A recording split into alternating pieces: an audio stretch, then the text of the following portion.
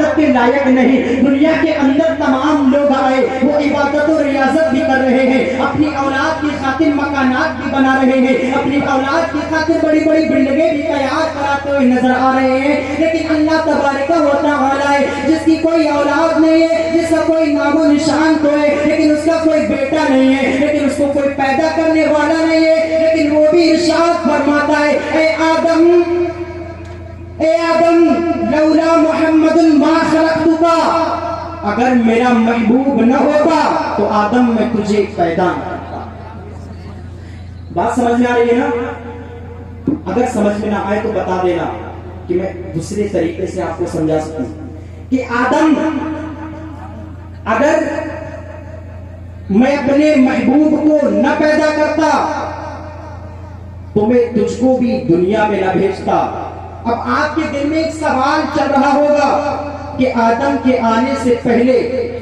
آدم کے آنے تک دنیا کے اندر کوئی تھا ہی نہیں, کہ آدم ہی ایک ہو بشر, آدم ہی ایک. اگر میرا محبوب نہ ہوتا تو میں تجھ کو پیدا نہ کرتا. کیوں؟ تو اللہ رب العزت نے فرمایا کہ آدم, جو میں نے تجھے پیدا کیا ہے تجھ سے نہ جانے کتنی ہزار سال پہلے اپنے محبوب کے نور کو پیدا کیا, اور میں نے اپنے محبوب کے نور ہی سے میں نے تجھ کو پیدا کیا. بات سمجھ میں آ رہی ہے نا کہ آدم, میں نے تجھے اپنے محبوب کے نور سے پیدا کیا تاکہ میں اپنے محبوب کو بھیجنے سے پہلے بشریے کا پیغام بھیج دوں, انسانوں کا پیغام بھیج دوں کہ دنیا کے اندر بھی انسان ہے جس کے ذریعے سے کوئی دنیا میں آیا, جس کے ذریعے سے دنیا چل رہی ہے, تاکہ ایک شخص جو آئے گا اس کے بعد میں کوئی نبی نہ ہوگا اور وہی انسانوں کو اسلامیت کی حقانیت کو بتائے گا, وہی اسلامیت کی حقانیت کو پہچان کرائے گا. اسی لیے تو فرمایا کہ دل ہے وہ دل جو تیری یاد سے معمور رہا, سر ہے وہ سر جو تیرے قدموں پہ قربان گیا,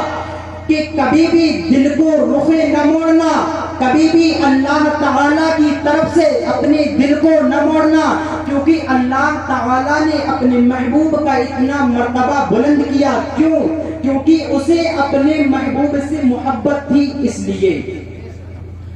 آپ نے ایک آخری بات بتاتا ہوا اولیاء کرام کے اوپر اپنی تقریر کو ختم کروں گا کہ اللہ نے دنیا کے اندر ہزاروں اولیاء کو بھیجا, نہ جانے کتنے اولیاء دنیا میں آئے, لیکن کوئی ایسا اولیاء نہیں جس کے دل میں محبت رسول نہ ہو, ایسا کوئی نبی نہیں, ایسا کوئی ولی نہیں جس کے دل کے اندر محبت رسول نہیں, بلکہ موسیٰ جیسا نبی وہ خود کہے, اے محبوب, اے اللہ تعالی, تو مجھے امتی محمد کا ہی بناتا, تو مجھے نبی کی عدالت نہ دیتا, تو مجھے دنیا کے اندر تو نے مجھے بھیجا, تو نے مجھے نبی بنا کر بھیجا, تو نے مجھے نبوت کو دیا, اور میں نے اپنی نبوت کو ظاہر بھی کیا, اپنے امتیوں کو بتا بھی دیا, لیکن اس میں افضل و اعلیٰ ترین اگر کوئی امت ہے تو وہ تیرا آخری محبوب ہے. اسی لیے اللہ میں تجھ سے التجا کرتا ہوں, تو مجھے نبی نہ بناتا بلکہ تو مجھے آخری پیغمبر کا امتی بنا. کہ آخری بات یہ بتا رہا تھا کہ آپ نے ایک ایسے بزرگ کا نام سنا ہوگا کہ جس کو قطب شاہ گوری کے نام سے جانا جاتا ہے. قطب شاہ گوری کون سے ولی اور کیا مرتبہ ہے ان کا کہ قطب شاہ گوری نے اپنے مریدوں کو, میں مختصر انداز میں بولوں گا, کہ اپنے مریدوں کو اکٹھا کیا اور بلایا اور وصیت کی کہ اے مریدو, بتاؤ کہ میرا جنازہ اگر میں ختم ہو جاؤں, اگر میں دنیا سے رخصت ہو جاؤں تو کس طریقے سے مجھے کہاں دفن کرو گے؟ تو کسی نے کہا میں اپنے کھیت میں دفن کروں گا, کسی نے کہا میں اپنے مکان کے اندر آپ کا مزار بناؤں گا. تو قطب شاہ گوری نے کہا کہ میرا مزار تم نہ اپنے گھر میں بنانا نہ اپنے کھیت میں بنانا، بلکہ میرا مزار وہاں بنانا جب میں دنیا سے رخصت ہو جاؤں جہاں میرا جنازہ رک جائے۔ تو قطب شاہ گوری کا جنازہ، بات تو بہت لمبی، لیکن میں دو لفظوں میں بتاؤں کہ قطب شاہ گوری کی کرامات تو بہت، لیکن ایسی کرامت کہ قطب شاہ گوری جب دنیا سے پردہ کیے، جب دنیا سے رخصت ہو گئے، تو آپ کے مریدوں نے کہا کہ جب ہمارے پیر کا وصال ہو گیا تو ہمارے پیر نے ایک وصیت کی تھی کہ جب میں دنیا سے رخصت ہو جاؤں میرے جنازے کو اٹھانا اور لے کر چلنا، جہاں جنازہ رک جائے وہاں پہ مجھے دفن کرنا، وہاں میرا مزار بنانا۔ تو مریدوں نے اس بات پر عمل کیا، آپ کے جنازے کو اٹھایا اور آپ کے جنازے کو لے کر چلے، ایک دن نہیں، دو دن نہیں، بلکہ ایک سال نہیں، 2 سال نہیں، بلکہ حتیٰ کہ آپ کے جنازے کو 12 سال تک لے کر آپ کے مریدین چلتے رہے، لیکن آپ کا جنازہ نہ رکا۔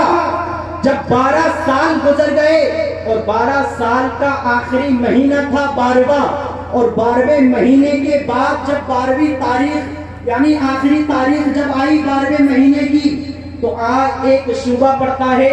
کولار، کرناٹکا کے اندر، تو وہاں پر آپ کا مزار بنایا گیا۔ اور کس طریقے سے بنایا گیا، کبھی انشاءاللہ اگر موقع ملے تو میں ضرور اس کی تفصیل بیان کروں گا کہ وہاں آپ کا مزار بنایا گیا، اور کس طریقے سے کہ وہاں آپ کے مریدین نے دیکھا کہ ایک مندر ہے اور مندر کے پاس میں ایک تالاب۔ آپ کے مریدوں نے سوچا کہ نماز کا وقت بھی قریب ہے، ظہر کا وقت بھی قریب ہے، اور کھانے کا بھی من کر رہا ہے، بھوک بھی لگ رہی ہے۔ آپ نے جنازے کو رکھا، وہاں جب مندر میں سے ایک پنڈت نکل کر آیا اور اس پنڈت نے کہا، اے امیر جماعت والے لوگوں،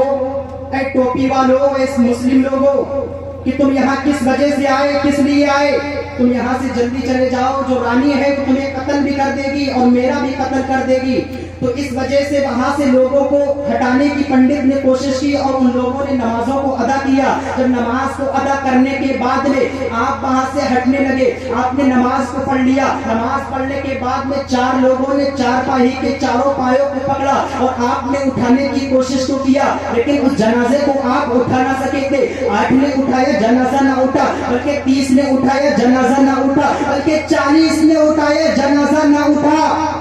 اور اس امیر جماعت کے لوگوں نے کہا کہ شاید جو ہمارے پیر صاحب نے کہا تھا کہ جہاں میرا جنازہ رک جائے، جب اٹھائے سے نہ اٹھائے تو میرا مزار نہیں بنانا۔ تو آج وہ دن آ گیا ہے، آج وصیت کا دن آ گیا ہے کہ یہیں ان کا مزار بنایا جائے۔ تو قطب شاہ گوری کا مزار مبارکہ وہی بنایا گیا، اور آج بھی آپ کا مزار مقدس وہاں موجود ہے، لوگ حاضری دینے کے لیے وہاں جاتے بھی ہیں۔ میں اپنی تقریر کو یہیں ختم کرتا ہوں، اور کبھی انشاءاللہ موقع ملا تو ضرور اس کی تفصیل آگے بیان کروں گا۔ رب کائنات سے دعا ہے کہ میرے بولنے میں اور آپ تمامین کے سننے میں جو بھی لفظیں ہو گئی ہوں، اللہ تبارک اس کو معاف فرمائے، اور میرے ساتھ مل کر ایک بار پڑھیے گا، لا الہ الا اللہ محمد رسول اللہ وما علیہ اللہ۔ السلام علیکم حضرات، یہ تھے علی جناب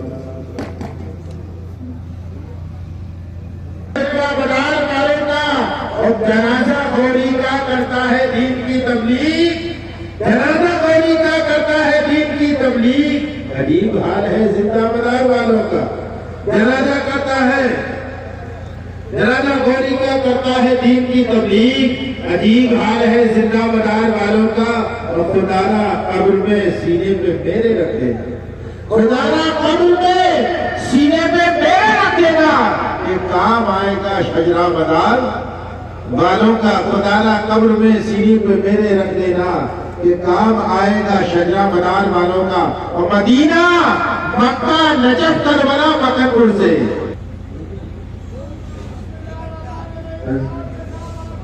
محمد رمضان صاحب جو کلبیہ سے تشریف لائے ہیں، بس میں گزارش کروں گا، بھائی شیر نہیں آ گئی ہے، اور 2-3 کی شیر پڑھ کے بس آپ ذرا بھی اپنا اس فیض میں آپ شامل کروا لیں، اس کے بعد میں صلاۃ و سلام۔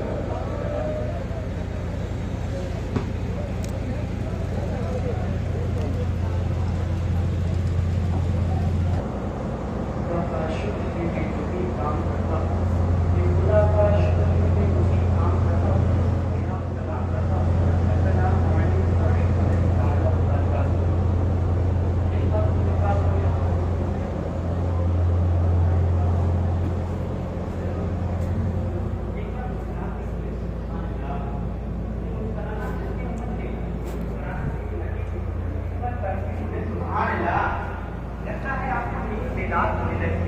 تو کوئی کی بات یہ اشعار میں آپ لوگوں کو سما سکتے ہو. ایک بار مدن کے بولے سبحان اللہ اپنے اگر ماں باپ سے مشکل ہونا چاہیے. مدن کے بولے سبحان اللہ